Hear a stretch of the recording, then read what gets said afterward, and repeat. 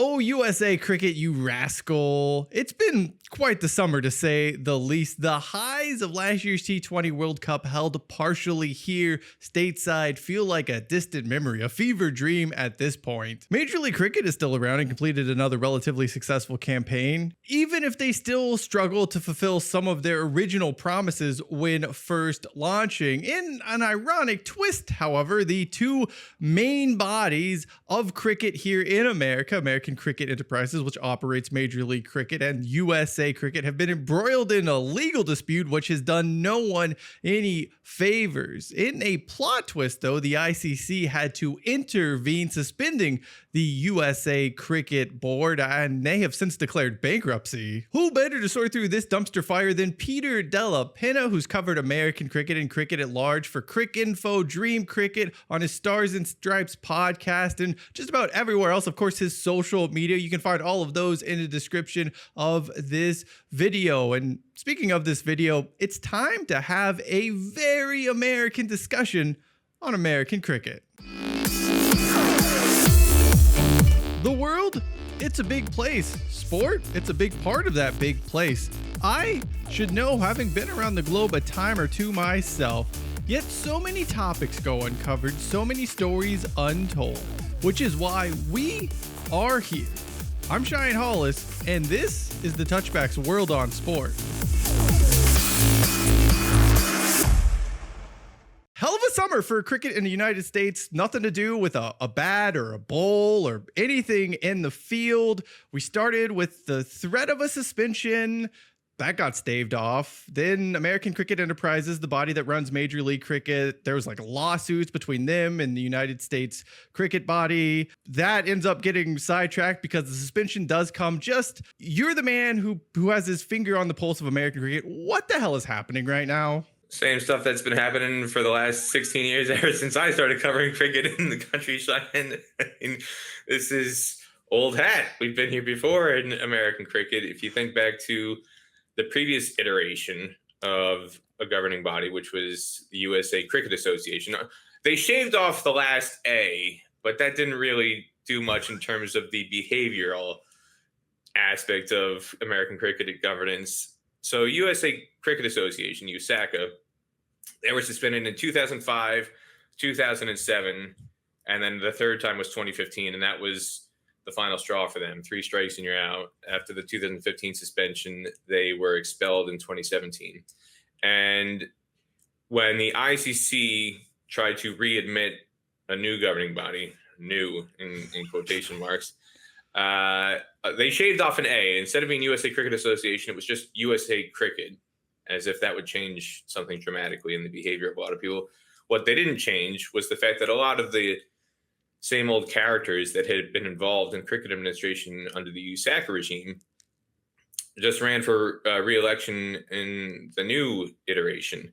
And the only person that was really de facto barred from coming back was Gladstone Dainty, who had been the president that had presided over those 3 suspensions in the USAC era. He's a cricket administrator from Maryland.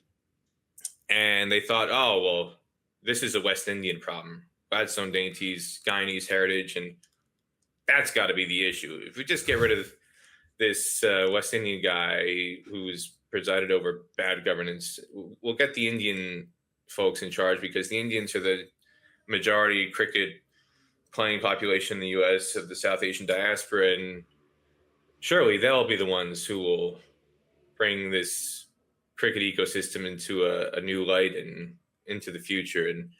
And here we are in 2025. Not much has changed. Literally, I mean, some of the guys who served in USAC are on the USA Cricket Board now.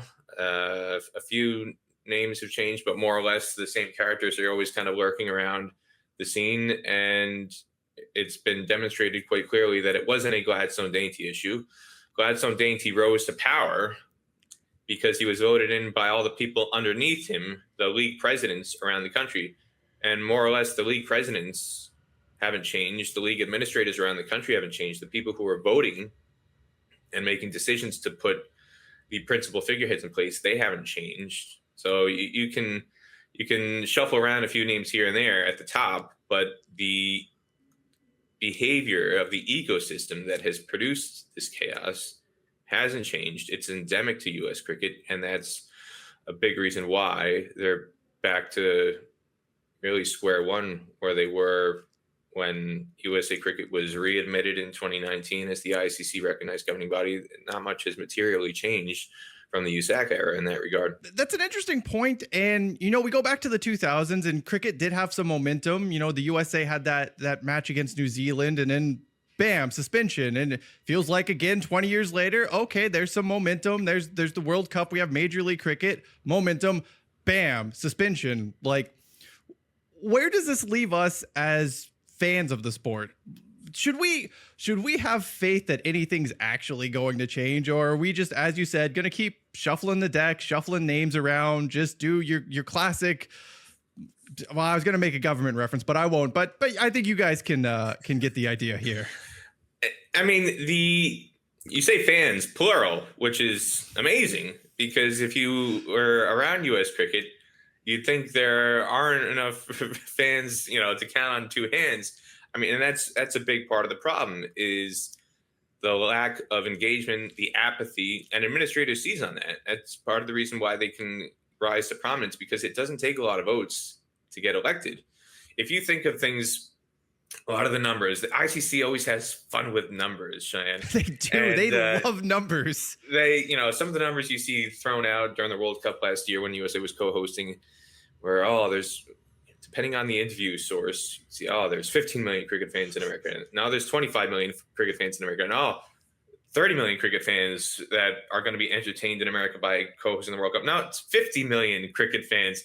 It was like an auctioneer. I got 10 million, 50 million, 25 million, 30 million, 30, 35, 40, 45, 50, 55, Sold!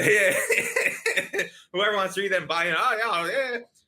50 million cricket fans. That means 1 in every 7 people in America is a massive cricket fan. Really?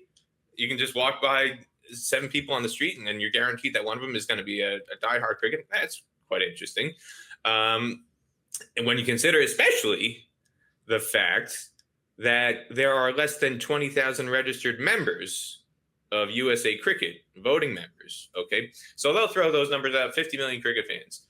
They'll throw out that there's over 200,000 amateur players who are playing every weekend in various leagues across the country, which I think is also an exaggeration. But the number, that number is arrived at because a lot of leagues will have overlapping players. So you might have a league in New Jersey and a league in New York and a league in Connecticut, and the same player will be registered to play in all 3 leagues. Because crossing the border, depending on where the cricket is, the best cricket is on a given weekend, that guy might decide, I'll play in New Jersey on Saturday, I'll play in New York on Sunday. The next weekend, he might say, I'll play in Connecticut on Saturday and New York on Sunday.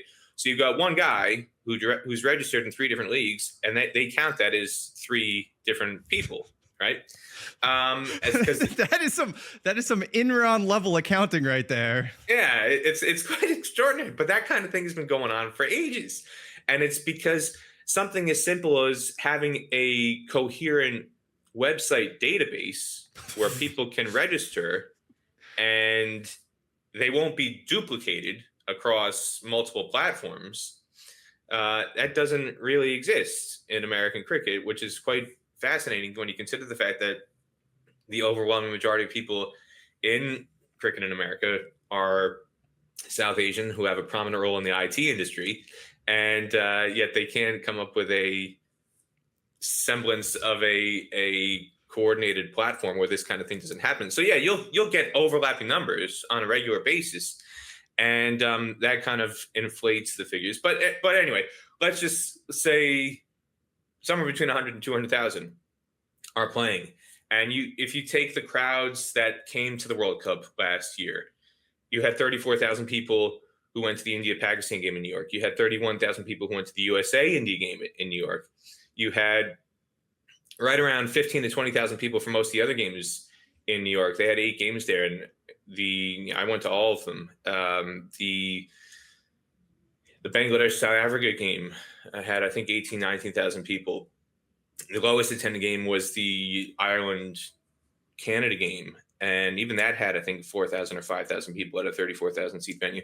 You go to Texas, The Nepal Netherlands game was sold out. That was 6.5, 7,000 people. USA Pakistan and USA Canada down there both were full. 5,500, 6,000 people. You go down to Florida, a lot of the games there were rained out, but still. Yeah, I think all but one got rained out. Yeah, I only played Pakistan, and that was it. But tickets were sold. People showed up, so there were people in the house drinking beer, taking advantage of their ticket in the concession stands. You add all that up, there had to be 150,000, 200,000 people tickets sold. Foot traffic into those venues in America.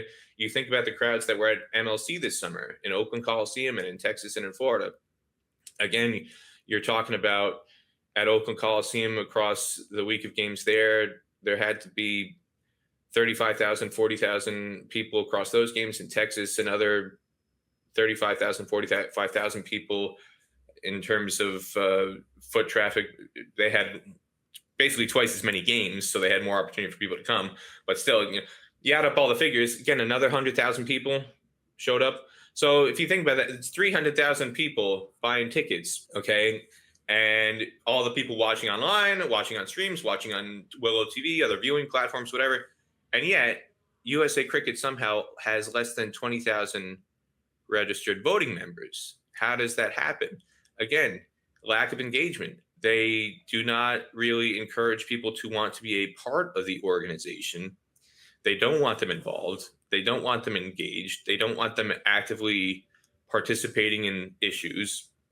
So when it comes to matters where there's a lack of good governance, things are not being managed properly, you're not going to have people picketing outside the USA Cricket headquarters in Denver, Colorado, or Colorado Springs, or San Francisco. It's not even in Denver. It is like in some. I don't know why I was looking on Google Maps for whatever reason, because I was like curious. I was like, why is it here of all places? It's like some random business park halfway between Boulder and Denver, the most nondescript location ever. Part of the reason is because the current CEO is based in Colorado, so they just decided, all right, if he's there, we'll just make the headquarters there. There's no grand reason for that other than the fact that it's for logistical convenience for the current CEO. But previously, the headquarters was in San Francisco. Again, because when the organization was first reformed, the board chairman was in San Francisco with the San Francisco 49ers, Parag Marathe. You had other board members were out there. You had the CEO based himself out there. They had a good relationship with Ace at the time, and most of the Ace offices were in San Francisco. So for those reasons, the headquarters in San Francisco. In the past, the headquarters has been in Miami. Again, why? Because the guy who was running U.S. Cricket at the time was in Miami. In the past, other points in time, it's been in New York. Quite comically, the interim CEO, they had the mailing address changed. The office was in New York. And if you looked up the address, you say, I've done some Google searching. This is a very peculiar place for a mailing address for a headquarters somewhere in a random business park between Boulder and Denver. Well, if you think that was random, Cheyenne, you should have checked out the Google location for the headquarters in New York when it was in New York at the time. Anybody who Googled that would have found out that the mailing address and location was actually a daycare center. And that was because the interim CEO at the time ran a chain of daycares, and he just changed the USA headquarters to one of his daycare locations, and that's where the mail was sent. Okay, and these are all indicative things of the way U.S. cricket is run generally. It's all very ad hoc. Nothing is really coordinated or coherent. Whatever works best for them, and they do that. Again, to highlight the point, nobody is going to be picketing outside the USA headquarters in Colorado. Nobody was going to be picketing outside the USA headquarters in San Francisco. Nobody was picketing outside of the child daycare center in New York when they wanted to be upset about how cricket was run during that brief point in time. There's not a groundswell of people who get fired up about these things to the point where you see them on the news with signs in the street, down with USA cricket. You're not seeing fans show up to games with paper bags over their heads, saying fire the coach or, get rid of the owners, sell the team. I'm tired of being a fan, because fans don't show up to the games in general when USA is playing outside of the World Cup. in the defense of that, USA Cricket's not playing games. I mean, well, there you go. There you go. They can't show up to games to visibly protest because they're not scheduling games to begin with. Since the World Cup, they've not scheduled a single match against the full members. So, where are they going to protest? Where are you going to see them? They're hidden by design. This is part of the scheme from the people in charge. They don't want people to be seen. They don't want to be engaging.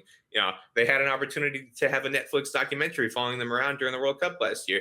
They turned that down. Why? They like to operate in darkness. They like to be a cloak and dagger operation. They don't want visibility and exposure to highlight the malfeasance that's going on. They prefer to be anonymous, despite paying lip service to, we want to grow the game. We want to be a big sport. We want to, crack the mainstream and have kids playing in schools across America. But what? No, in reality, they much prefer being able to operate in the shadows. Just like every great sports con has done the same thing as well. And I mean, I've covered a few in the past, and yeah, you just sort of see that, well, we are here, we exist, but you don't really know a lot about us. And that's where you get what we have today. But let's talk a little bit about the suspension. Suspension, obviously a scary word for anyone who would potentially care about the United States cricket. We saw Sri Lanka get suspended by the ICC like late 2024, I think, and they worked some things out. This feels a little more serious than that Sri Lanka suspension. So, I mean, where do we go from here? We know that both the men's and women's teams are going to be allowed to participate in the World Cup if the women qualify, of course, but they'll be allowed to participate in the qualifiers. So, yeah, just what does the suspension mean? And is it as scary as it sounds, or is this just a case of U.S. cricket being on timeout? The Sri Lanka suspension, at least they had some sort of consequences. If you remember, they were actually supposed to host the Under-19 World Cup the following January. And I had booked my ticket to Sri Lanka already, expecting, this is not going to change. And they would never yank the World Cup from them that late in the game. I think the suspensions happened in October, November. Yeah, November. It was like early November, I believe. The Under-19 World Cup was supposed to happen in January.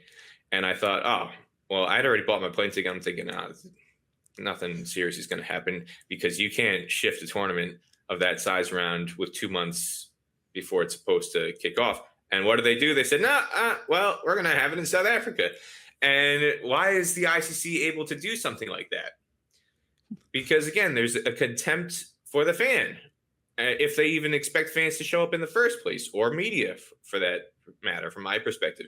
So for them to yank it at short notice, they could do that because at an Under-19 World Cup, they're not expecting 100,000, 200,000, 500,000 traveling fans. It's not going to disrupt people's lives if they yank the World Cup in the way that they did. It disrupted my life. Yeah, your life. There's one person it disrupted. One, was I picketing outside ICC headquarters in Dubai? No. And again, look at that. ICC headquarters is in Dubai, way back when it used to be in London. They've shifted it to Dubai. There's kind of a subtle impact that has. If you visit the ICC headquarters, it's a very anonymous place. Even by Dubai standards, it's in the middle of nowhere. There is nothing out there in Dubai Sports City. It's very not surrounded by anything. There's nothing around. There's a lot of sand and a lot of desert. And then kind of there's the ICC headquarters. Kind of round back to the main point of the question. When suspensions happen, and this kind of governance, it trickles down from the ICC, and things are allowed to happen in the shadows. There's not much protesting going on. Decisions are made without much material consequence. It doesn't really disrupt much in the grand scheme of things. You're not getting again 100,000 fans, 200 fans upset. There were not 100,000 fans picketing outside USA Cricket headquarters in Colorado before the suspension, and they're not 100,000 fans picketing outside after the suspension, for or against it. Okay, it just kind of happens. And it almost exists in this internet black hole, per se. If you're living on Twitter or social media, you'd think, and oftentimes, that a lot is happening, or a lot of people are impacted, or a lot of people are severely affected, or consequences are happening that's affecting their lives. In the grand scheme of things, you walk out into the streets of New York or San Francisco or Dallas or Chicago or Miami, nobody's talking about this. And in that sense, what is this doing for how cricket is run in America? Not much, because as you said, were fans able to protest at matches? No, because USA Cricket wasn't scheduling matches. So it's not like the ICC, now that they're taking over during suspension, that they're having to juggle or coordinate the overseeing of match day, preparations and operational systems, because USA was supposed to host a series, and now who's going to be staffing that event, and they've got to figure out how to budget that. No, there's just not a lot happening. It just kind of exists. And from that standpoint, USA is supposed to tour Dubai. The men's team is supposed to tour Dubai in October. They're supposed to play Nepal and the UAE in an ODI series. So whether it's that or the women's team or the men's under 19 team that's supposed to be going to the under 19 World Cup in January, at the moment, it's essentially an ICC caretaker administration that's kind of overseeing that. And what does that mean? They may be appointing temporary selection panels or administrators to handle some stuff. And part of it may be just delegated to some of the de facto management already in charge. So Pubudu Desanayake, who's the men's head coach. Usually in these situations in the past, it's just been, it's almost a relief for a coach like him, because instead of having all this internal board level squabbling that's meddling in preparations for the team, he just gets to bypass all that. And now it's just, well, the ICC says, instead of you having to deal with the board, Pubudu, here, you take the reins and you do what needs to be done. And the same for the women's coach, Hilton Mooring. And, with the under 19 team, the same. So there won't be much visible in terms of, what is happening until, say, the under 19 World Cup, and then the Women's World Cup qualifier early next year, and then the Men's World Cup. If the suspension is continuing to that stage, you might have some more questions about, well, what is happening. It's essentially like, it could be a Montreal Expo situation where, the MLB was quote unquote in charge, and they appointed Frank Robinson to be the manager for the Expos, and when they were on the verge of shifting to become the Washington Nationals, and nobody owned the team, so it was MLB is in charge of the Expos, and here they go, and MLB is essentially running the team, and with the Expos, it was like, well, who cares, because they're one of the worst teams in the league anyway. So it's not like MLB is giving them special treatment to make them a playoff contender or World Series contender. That is true. And I mean, who cares about what happens to Jose Vidrio, right? So it's just like, all right, have fun in DC, guys. Let's talk about the players, though, because they're in a pretty tough spot. And it's sad because I think, as we've learned more about some of the American cricketers on both the men's and the women's side, they have some incredible stories. Like, there's like a lot of star potential if anyone bothered marketing them there, and of course they haven't done that. But where do they find themselves in all of this? Because obviously some of them are looking for contracts overseas, for T20 leagues.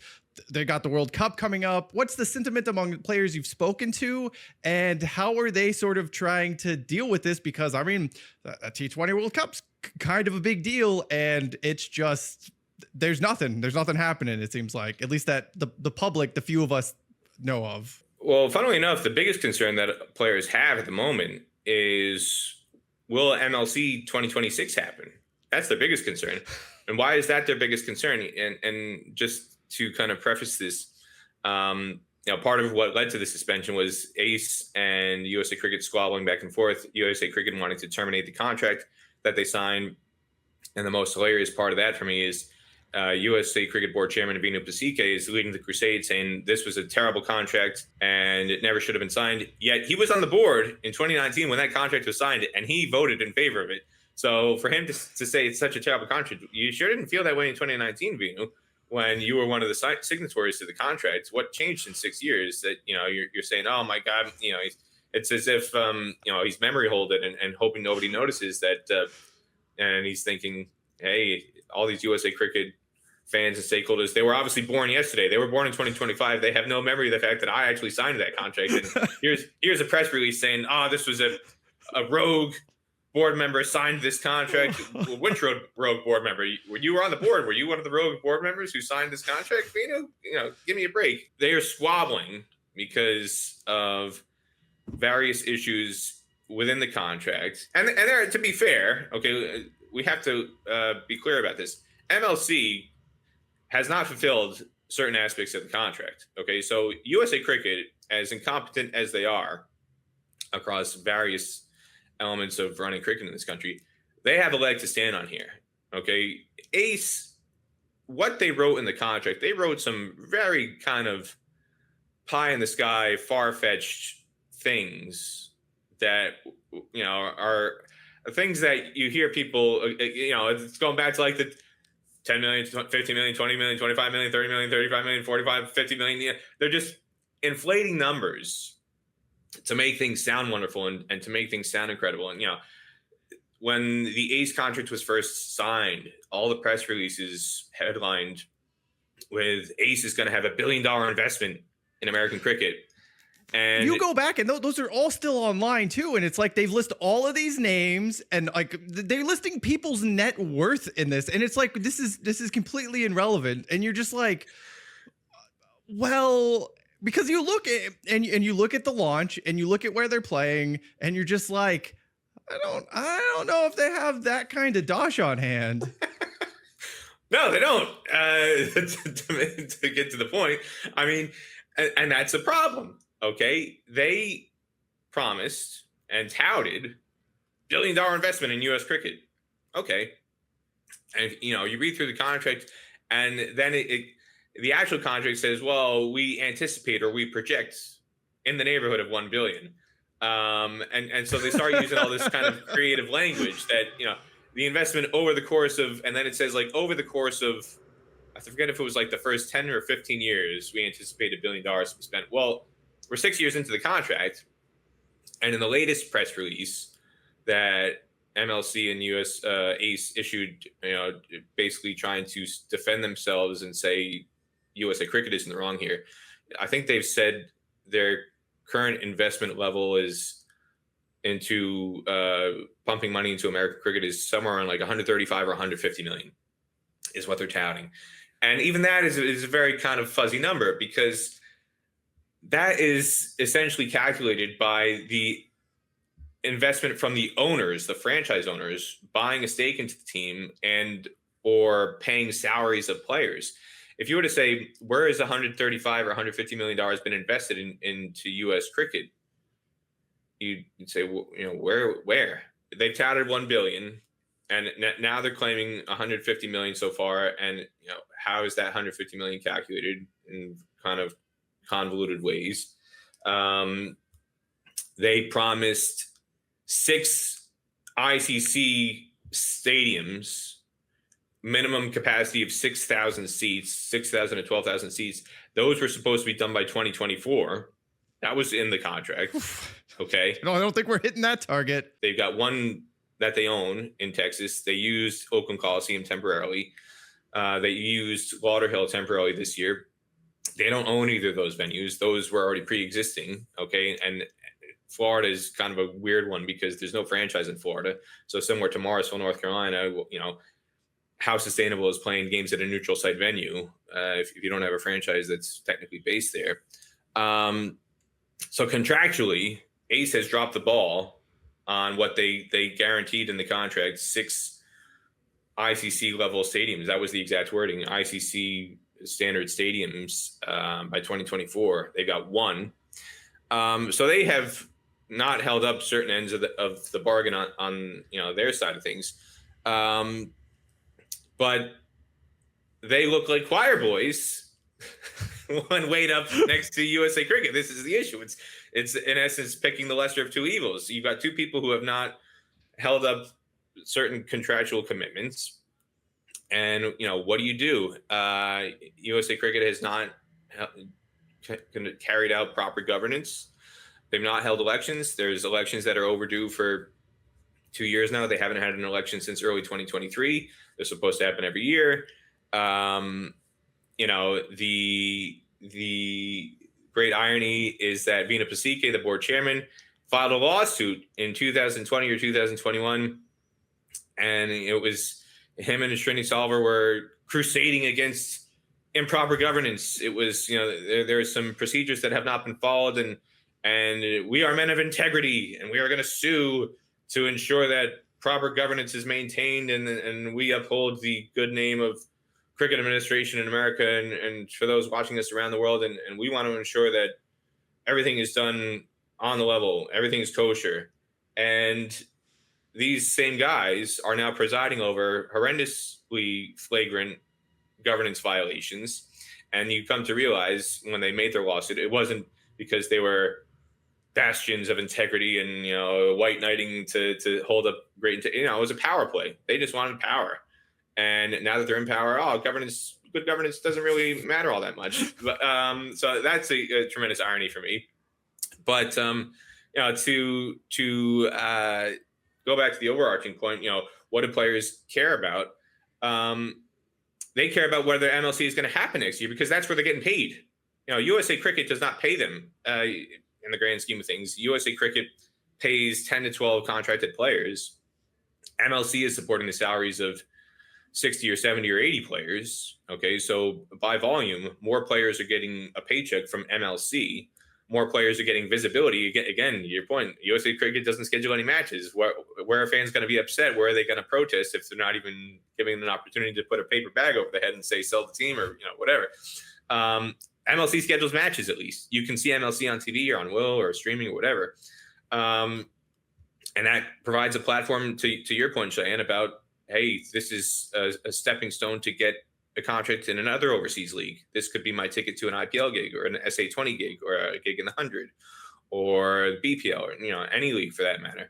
Andres Kaus is a great example of that. He's gotten contracts in a number of overseas leagues after impressing both in MLC for Washington Freedom and for USA as an opening bat. And you've got guys like Sarvan Chvalkar, and historically Ali Khan has been a mainstay on the franchise scene for a long time. These guys are concerned about, is MLC going to happen in 2026? Because that's where they're earning their paycheck. That's how they put bread on the table. So they're much more concerned with that than, is this going to affect USA participating in the 2020 World Cup in 2026? At the moment, the ICC has said, no, it's not going to impact that. But I think longer term, the bigger issue in this suspension, why it was brought about, yes, for bad governance, poor governance, but one of the things that was quoted in the ICC press release as a reason for a suspension, not just bad governance, but bringing reputational damage to both cricket in America and the ICC globally. And that reputational damage was essentially a reference to the back and forth legal filings between ACE and USA Cricket. And, you know, why is it causing reputational damage? Because of the people involved ownership-wise. You have heavy hitters. You've got Satya Nadella, CEO of Microsoft, involved with Seattle Orcas. You've got tech billionaires involved with San Francisco Unicorns. You've got IPL billionaires involved with MI New York and the Texas Super Kings. And these people are not people who like losing money. You know, rich people don't like losing money more than anybody. In my life experience, Cheyenne, I've come to discover that rich people are the ones who hate parting with their money the most. I tell this story of when I was in college. I went to Creighton University in Omaha, Nebraska. Blue Jays. Go Blue Jays, all right? And one of my part-time jobs when I worked, when I was a student at Creighton, I did valet car parking, okay? And the group that I did valet car parking for, it was basically a high-end special events company that would, you know, do events at the Omaha Opera House. And at the time it was called Quest Center Omaha. If there was special events, but Quest Center was where the Creighton basketball team played. It was the downtown arena to seat 18,000 people. And so if there was a concert or some other special event, we would do private parties. And, you know, I remember one private party we did where it was like, there was only like 10 cars. It was at a house. I think it was the Kiewit family, Kiewit Construction, which is a big construction firm in the Midwest. And I think there were like they staffed like 5 people to park 10 cars because it was all billionaires there. It was all like Bentleys and Rolls Royces and Maseratis, and like the cheapest car that night of the 10 cars was like a high end Mercedes, I think, and that was seen as like embarrassing to be in this group of people. But we had 5 people staffed for 10 cars because the billionaires who were there that night, they didn't want to wait. If they waited more than 10 seconds for the car, that was too long. So it was important to staff. Anyway, Warren Buffett, the Oracle of Omaha, would come to various events that we would staff, and he was a fixture around Omaha. He's not somebody who would be like carrying around heavy security, whatever, and he was visible, and he just acted like a fairly normal citizen. There were stories of him. His favorite restaurant is Garot's. So it's the steakhouse, and there was tales of him going in and having a cheeseburger with Alex Rodriguez, or just on a random weekday afternoon, and whatever else. And people would just see them together and they would just shrug their shoulders. Oh, here's Warren Buffett with another rich person, whatever. Anyway, Warren Buffett would come to these events that we would work, and he'd always tip $1 for getting his car. I think he had a Lincoln Town car. Again, he didn't have something crazy high in a sports car. I'm fairly certain he drove a Lincoln Town car. And after a couple times of doing this, our manager, because we would get people, the high end cars, and on a New Year's Eve, $10 was considered a good tip on New Year's Eve. $5 was considered a good tip on a normal night. But on New Year's Eve, you might get $20, $30, $40 standard as a tip on New Year's Eve to get somebody's car. And other nights, the high end people who you'd make sure to park their cars very close by to get them, in and out quickly, and they tip you well, they take care of you. Those people would tip, $10 to $20 on a good night. Warren Buffett, without fail, always tips $1. So after a number of times doing this, our manager said, Mr. Buffett, we appreciate your business, but I just want to politely ask, is there something we've done to offend you? Is our service not to your standard? Is there something we could be doing better? Because, we've noticed, and I don't want to be disrespectful, but you always tip $1, and we just are concerned that we're not giving you a certain level of service that you're expecting. And his response was very politely. He said, I do a mathematical calculation assigning a value to every job and every role that I come across. And my mathematical calculation is that the time in labor that it takes for one of your workers to run and get my car is 2 minutes.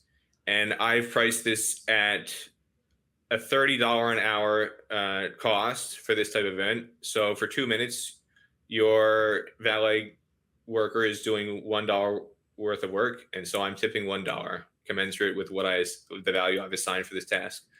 And he goes, okay, fair enough. That's your perspective. Okay. And then you understand how Warren Buffett becomes a billionaire, because he's not throwing a $50 tip at every single valet car parker that he comes across. So just because he's a billionaire and he's got money to throw around doesn't mean he actually throws it around. He likes to keep his money. He likes to invest in money. He's not a billionaire because he just spends his money wherever opportunity he could throw money willy-nilly. So, I've always remembered that when I've encountered very wealthy elites in the cricket world or elsewhere. Again, back to the main point, these people do not like losing money. So when you threaten them, when you threaten to tear up their contract and say, we're going to tear up the MLC league agreement because we're not satisfied with it, even though we signed it, we feel like we got duped. We signed a bad deal. USA Cricket signed that deal with eyes wide open in 2019. So I have no sympathy for them. They did sign a terrible deal. That deal that was signed was heavily in favor of Ace and MLC. MLC negotiated a tremendous contract. Ace negotiated a tremendous contract. USA looked like buffoons signing that contract in terms of the revenue split and the money that was going to be assigned to them on a revenue sharing basis. Ace has kind of left the door ajar for that contract to be torn up or renegotiated because of the things I mentioned. They promised $1 billion. They promised 6 stadiums by 2024. Those things haven't happened. So they're culpable in some way for the situation they're in. But at the end of the day, If you've got IPO owners involved and a lot of big name overseas players involved and the big name domestic players involved, and they're being threatened with having their paycheck removed and food come off the table, and more importantly, from the ICC perspective, the reputational damage of, if Satya Nadella says, "Wait a second, USA Cricket and MLC, whatever, I've invested $20 million, and you're just gonna tear it up, and my $20 million has gone up in smoke," or if you're the Ambani family with MI franchise in India, the IPO, and they're gonna say, "Wait a second, I don't care if we're billionaires. You stole, 20 million of our dollars. It's $20 million. It's up in smoke. You're going to tear up the league, and then you're going to renegotiate a new contract with a new entity to start a new league. That's not kosher. We're not going to stand for that." So those are the kind of things that I think have taken precedence in terms of what has irked or gotten the attention of the ICC to say, "Hey, there are some people who we're friendly with who have put money in here, and they don't want to see that money disappear." And that's why it played a big role in suspension. And I would be shocked, even though this agreement has supposedly been torn up and they're trying to renegotiate, it would take something extraordinary for MLC 2026 not to happen, because it's almost reached a stage where you could argue, you mentioned Enron before, MLC, too big to fail. You can't let it fail now. Let's talk stadiums, because I know a couple of Seattle Orca fans, and they're always like, why can't we just get a state? Like, if you put a stadium here, you would get 4, 5, 6,000. I mean, their Major League Rugby team gets 4 or 5,000. They get minor league baseball teams like Everett gets a few thousand. Tacoma's doing like 5, 6,000.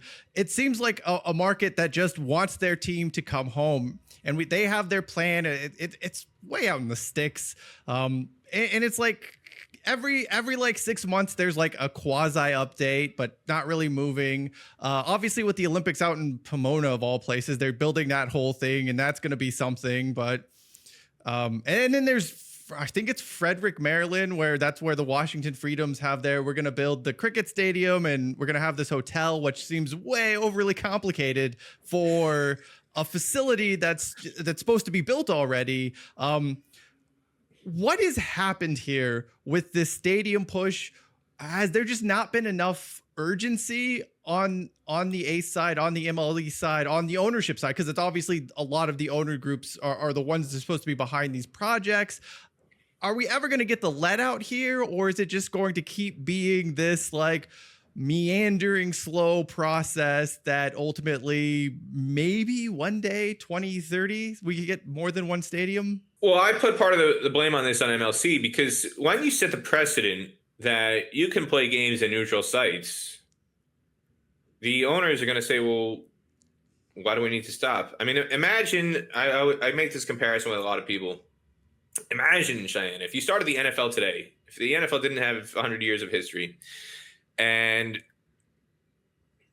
a bunch of billionaires got together, let's say, Jerry Jones and the Mara family and the Rooney family and the Walton family out in Denver, and the Bidwells in Arizona, and take your pick around the rest of the country. Well, the Bidwells have zero money, so I mean, they've just tagged along for a century now. If you get in on the ground floor, that's a handy way to make a name for yourself and keep money growing.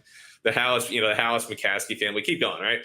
Yeah. Let's say all these people have said, "All right, we're going to start an NFL professional football league," and Roger Goodell comes in and he's appointed commissioner, and he says, "All right, well, all of you need a stadium. We're gonna promise. Here's a contract. We're gonna call it the NFL, and we're gonna promise 32 stadiums across 32 cities."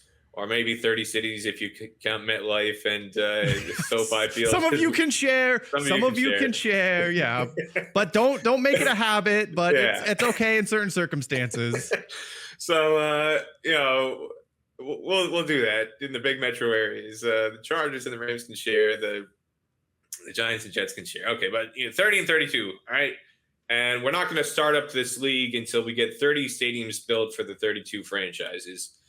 And then 2 or 3 years pass, and they say, The only one we could really get built was AT&T Stadium in Dallas. It's got 100,000 seats, but MetLife Stadium, those environmental campaigners in the Meadowlands, they're upset that we could be disturbing the marshland and the wildlife and in New Jersey, and there's already a racetrack and NBA offices are out in Secaucus. Like, we can't disturb the NBA league offices. Don't disturb Adam Silver. And, Adam Silver is impacting the environment with those offices in Secaucus, and we can't be disturbing more marshland. And then in Chicago, they say, this is quality city land. This is high real estate. We can't be devoting 100 acres of land to a football stadium. And if in Seattle, man, why can't they just share the stadium that the University of Washington is using? And why do they need their own NFL stadium? And in San Francisco, it's environmental campaigners in San Francisco, and why do they need to build Levi Stadium? And this is protected land, and there's a risk of earthquake, and do we really got need a theme park out there already, like roller coasters? So, and then they come to the conclusion after a lot of this arguing, haggling. Well, you know what? Why don't we just play all 16 games every week at AT&T Stadium? We don't need to build 30 stadiums. Everybody can just come to Texas, and the Dallas Cowboys will play in Texas at AT&T Stadium, but we can schedule the Chicago Bears and the New York Giants against each other, and we can schedule the Green Bay Packers against the Detroit Lions and have that at AT&T Stadium. And it's okay if we call those teams the Green Bay Packers and the Detroit Lions, even though they're playing all their games in Dallas. Like, nobody will notice. And those fan bases in Green Bay and Detroit, they'll still watch, and they'll call those teams their home teams, even though every single game they play is in Dallas. And the Philadelphia Eagles, even though we call them the Philadelphia Eagles, but they'll just play all the games in AT&T Stadium in Dallas. And we'll do everything as like a quadruple header, because the games take 3 hours. So we'll start the first game at 10 a.m. 9 a.m. We'll go 9 to 9. Yeah, and we'll just efficiently file the fans out of tailgating before and after each game, and we'll clean up the stadium and we'll turn it over quick, and then or we'll just package it as a doubleheader ticket. You can get the Cowboys and the Eagles at 10 a.m. and you can get the Giants and the Commanders at 2 p.m. and then we'll clean it down between the next doubleheader. We'll start at 6 p.m. and it'll be the Rams and the Seahawks and they'll just all play in the AT&T Stadium, and we'll do that for 4 days in a row. So that you'll have 4 quadruple headers in a row from like Friday until Monday. And everybody in Dallas will just keep buying tickets, because people in Dallas have money. We're not going to exhaust the market is not going to get saturated by forcing everybody in Dallas to buy all the tickets to watch 32 teams, even though they might only want to support the Dallas Cowboys. That's okay. It'll work. Because we've got a TV contract, and that's what matters in the grand scheme of things. You have a TV contract with like the lowest of the low-level cable network that I'm not even sure how it exists at this point, and its only advertiser is like the most dubious, sketchy individual who breaks every single like philosophical law I've ever learned about time and space and Prim Jyotish. Not Prim about him, Jyotish, though. baby. Okay, I thought you were talking about Verizon there for a second. Oh, Prem Jyotish. How can I forget? They've stepped up they've got Verizon McDonald's ads now. It's not just Prem Jyotish 24/7 on the commercials. It was for a hot minute, though. It was, yeah. But, how absurd does that sound? Okay. Yeah. Pretty absurd. Sounds pretty freaking absurd. That would never in a million years fly. And yet, MLC does that. Other franchise leagues around the world have done that. And it's not exclusive to MLC. When these leagues have been played in Dubai or Sharjah or whatever, or the IPL has temporarily had to move to South Africa for a season or whatever. They just, or the PSL, when the PSL was playing all the games in the UAE because they couldn't play in Pakistan for a variety of reasons. People in the cricket community just kind of accept it as like, oh, this is normal. Like, this isn't weird. Hey, they're playing the games and that's what matters, right? And so you can't do that in America. You can't pull the wool over the eyes of Americans and expect them to just shrug their shoulders and be like, oh yeah, this is totally normal. Like, we'll just keep having the MI New York team play all their games in California and Texas, and we'll keep calling them MI New York. And we know there's a huge legion of diehard MI New York fans roaming around Times Square demanding. We'll find the one fan who actually came from New York, because on every single one of those broadcasts, like, they have the one guy who it's like, I came from New York to see my MI New Yorker. I came from Seattle to see my Orcas. It's quite a coincidence. Hey, those people exist. God bless them. But just the absurdity of it at face value, you can't legitimately keep rolling out season after season saying, oh, this is the Washington Freedom and they're the two-time champions, and they or the MI New York, the two-time champions. And my brother, who's a big sports fan, I've got two brothers, one of them, they're both sports fans, but they could care less about cricket in the grand scheme of things. They know that I work in cricket, but they don't really pay attention to cricket or watch cricket or anything, and that's fine.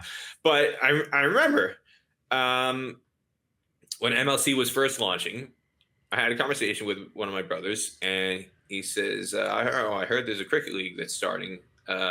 Somebody at work mentioned he's got a bunch of colleagues who are South Asian in his line of work, and cricket will sometimes come up in water cooler conversations, and he's curious. He's actually been more curious to learn about cricket from his work colleagues than he has from me, knowing me for 40 years, which I find fascinating. But so what motivates him to kind of reach out to me and start asking cricket questions is not anything to do with me. It's his work colleagues. He wants to. You got to keep up with the Joneses. Like, you got to be able to hang at the water cooler.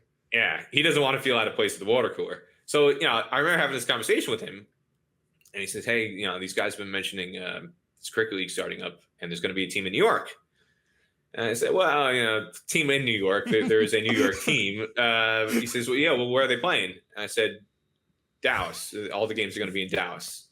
And he says, okay. This is kind of a long silence. He's just trying to process that. And he says, okay, what is this MI New York? What does the MI stand for? I say, Mumbai Indians. Another silence. Hang on a second. This team is supposed to be called New York, and they're going to be playing all their games in Dallas? How is that possible? I say, that's a great question. And he said, hold on a second. Wait. Did you say also that their team name is Mumbai Indians, New York? I say, yes. He goes, wait, so they're claiming they're from New York, but they're also claiming they're from Mumbai. And wait a second. Indians? That's racist.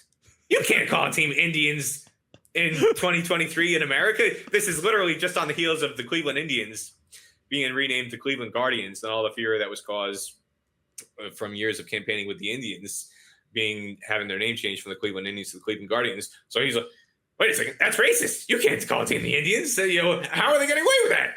And he's not the only person who has said that or who's brought that point up, who comes from kind of what you would consider outside the cricket culture. They'll come across these names or these links, and they're like, wait a second.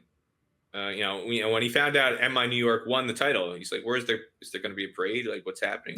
Are they going to come down the Canyon of Heroes like the Yankees and the Giants? Hey, we went to celebrate the Giants Super Bowl win in 2012. We went, camped out in New York City on the sidewalks, and we got to see Eli Manning and Brandon Jacobs and all the guys, Justin Tuck coming down on the floats. And are they going to do any of that for Quentin DeCock and Lonak Patel and Nash Kenjige and Karan Pollard and Nicholas Porn? No. So to get back to the main point of the question, the stadiums, MLC, they have allowed these teams to get away with it because the foundational premise of the league was launched with just one stadium. Okay, they did not make a mandate to say we're not going to start this league until we fulfill the duties and obligations that all other American sports franchises do by having a stadium facility in their own city. You're not going to be allowed to be the Seattle Orcas and play games in Texas. You better have a stadium in Seattle. I mean, the only time recently that they've had a workaround for this in recent memory was, I think, during COVID, when the Toronto Blue Jays were forced to play their games in Dunedin because Dunedin, they couldn't get back and forth across the border. So they said, all right, you're going to have to play at your AAA complex for a season.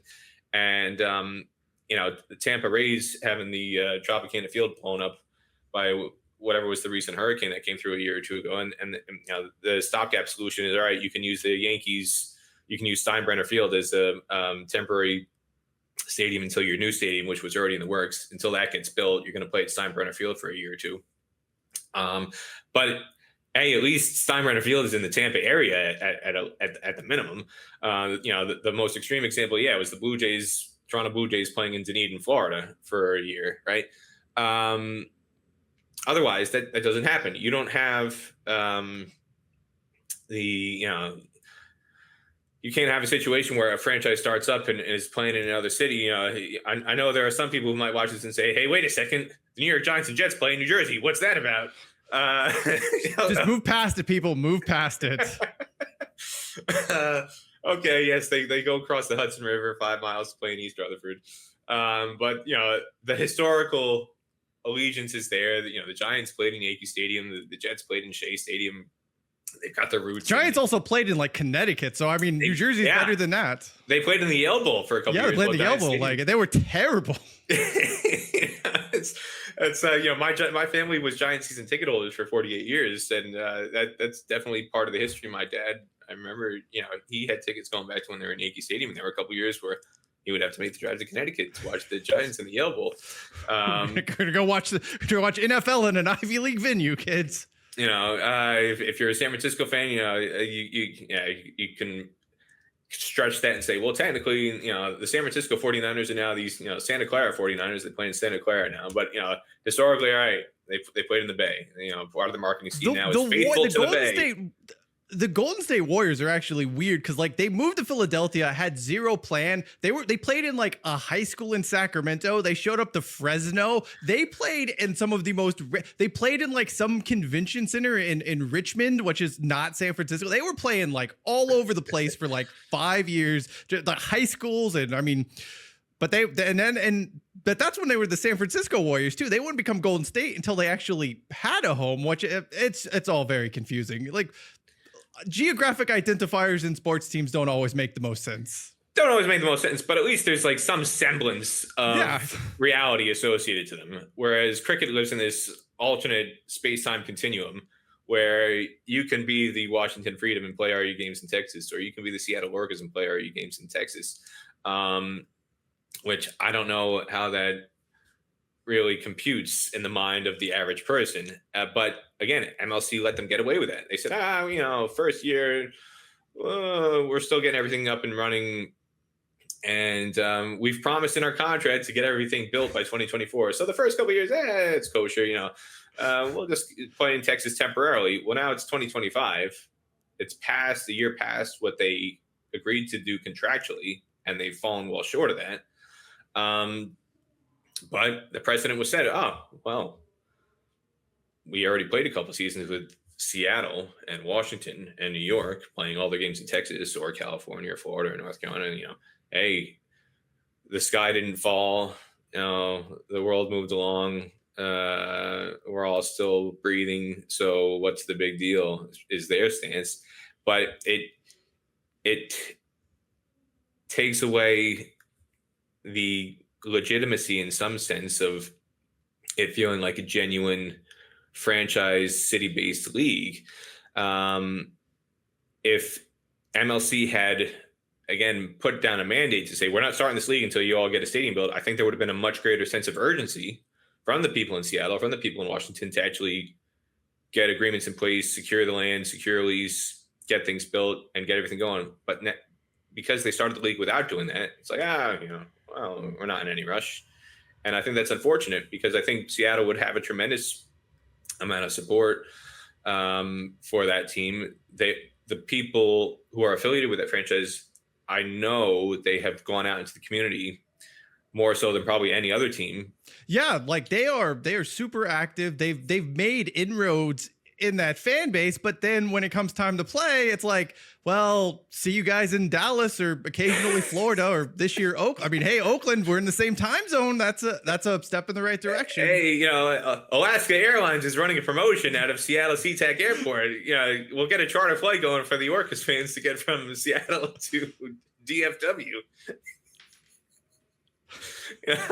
I mean, is that the best they can do? I don't know, but it shouldn't be that way. I mean, if you want genuine buy-in from the local community and from the local fans, you got to have facilities built, and it's turned into a chicken versus the egg thing. Can you start a league without venues, or do you need venues to start a league, or how does it work? MLC is doing it the way they've done it. I mean, I've been quite vocal about this. There's a lot of things MLC does right. I want to applaud them for it. All things considered, even though some of the things that we talked about are not ideal, it's still a better product than anything else that's ever been produced in American cricket. I say MLB's trash is MLC's treasure. I mean, the Oakland Coliseum is derided as a horrible venue. My experience there covering it for cricket was 99% better than all other cricket venues I've covered cricket at anywhere in the world. Press box was amazing. The media facilities were amazing. The fan experience was amazing. Having concession stands, selling stadium food, and anybody could get their Modelo beer and hot dogs and pretzels and other stuff, and having the parking lots and public transportation. One of the great things about those games was BART. The BART was incredible. Oh, it's so amazing. That walk is one of my favorite walks. And if you actually drive and because back in the day, you could park in that lot for free on weekends, and it was great because like occasionally there'd be someone OD'd out there, and you just walk by, and it's the Oakland experience, and I love Oakland. It's an outstanding place. The people are amazing. It's so diverse. It's so wonderful. And yeah, like sometimes there's just a guy out there doing some crack, and it's just like, well, I'm going to the Coliseum. He's going for the Doc Ellis experience in cricket, maybe. I don't know. But my first night, I was concerned. I thought, oh, this isn't looking good, because the parking lots were quite empty when I got there. I thought, uh-oh, have they not promoted this well enough? Is there not going to be enough people coming into the first night? And what I discovered was that like 80% of the fans took BART. The reason why the parking lot was empty was because everybody was taking BART, which is incredible. It's an incredible access point to have that, and it encouraged more people to come out. So to have something like that was phenomenal. And it shows the value of having a stadium facility that's connected to public transport links. And, a lot of the fans and people I came across an interview in the stadium, how did you get here tonight? What was the experience like getting in and out of the stadium? Oh, I just took BART from my office, took BART from home. There are a lot of students, college students. Oh, I took BART. There's a BART station near my campus. And, it was easy. This is great. And yeah, if I didn't have BART, I probably wouldn't have come out here. But the fact that BART was accessible, why wouldn't I come? So all those kind of things, got to applaud MLC for, coming to an agreement with a venue like Oakland Coliseum. It was, like I said, by far the best cricket venue quotes that I've ever covered cricket at. I honest to God, my experience at Oakland Coliseum covering cricket there was better than covering cricket at Lord's and covering cricket at Kensington Oval in Barbados when I got to go there for the World Cup last year to cover the USA England and USA West Indies matches, and you name any other cricket venue around the world. I would say Oakland Coliseum was by far the best experience I've had in terms of work facilities and other accommodations for media that I don't get in other cricket grounds around the world. But that's still just a second venue, as a home venue. The Unicorns using that as a home venue. Dallas Super Kings have a venue. Where are the other four venues? Come on. Thanks to Peter for joining me, and make sure you do go give him a follow if you aren't doing so already. Although I do get the sneaking suspicion most of you watching this video are already familiar with his outstanding work. And speaking of you, thank you for watching this video and this edition of the World on Sport. Until next time, I am Cheyenne Hollis. This is the Touchback, and as always, hashtag take it out to the 25.